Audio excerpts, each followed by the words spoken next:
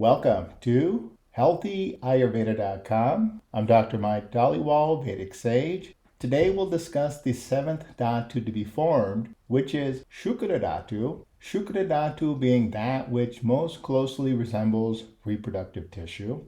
Although Shukra Dhatu is the last Dhatu to be formed, in a way, Shukra is considered the best of all seven Dhatus. Of course, all Dhatus appear equally important. However, for the sake of progeny and reproduction, obviously Shukra Dhatu has a special significance. It's also important to note that Shukra, along with all other Dhatus, are found throughout the entire body.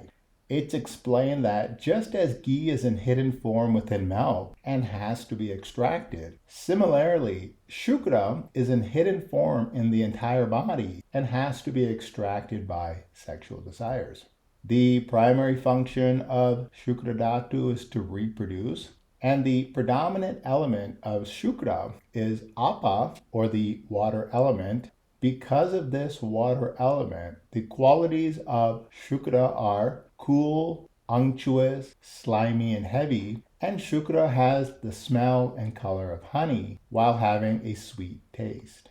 It's interesting to note that although Charaka does not mention any byproducts of Shukra Dhatu, Sharingdad mentions that Ojas is the Upadhatu, or the superior byproduct of Shukra Dhatu. The unctuousness of Shukra Dhatu is that which provides strength to the body. And as we know, the primary function of Shukra Dhatu is to reproduce. But Shukra Dhatu also provides courage, strength to the body, softness within the mind, and creates the arousal needed for reproduction. Those who have excellence of Shukra Dhatu are characterized as having a sense of gentleness, as if the eyes were filled with milk.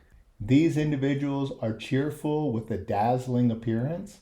They have nice teeth, a nice unctuous complexion, nice voice, and of course, a nice butt.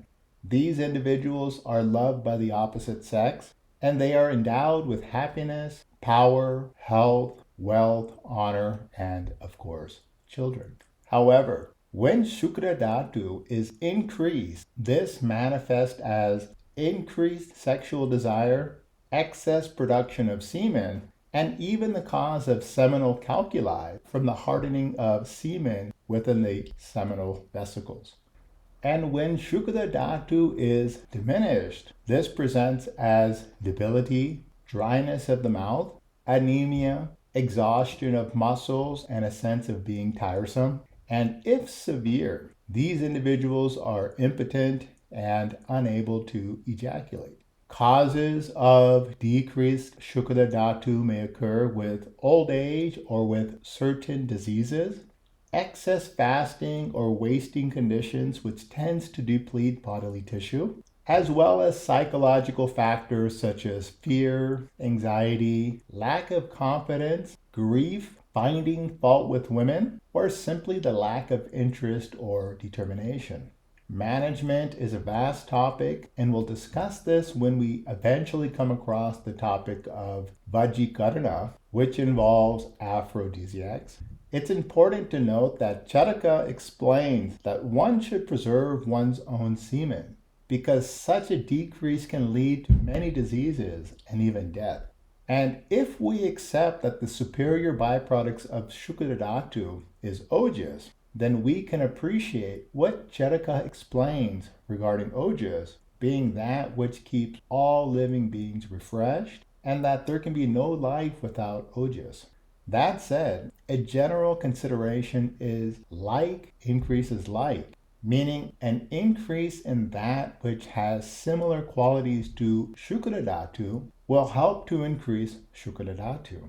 That's why milk, ghee, and other substances which are unctuous and has a cold potency helps to replenish Shukra Dhatu. This is especially important because it's thought that it takes 1 month for the formation of Shukra Dhatu.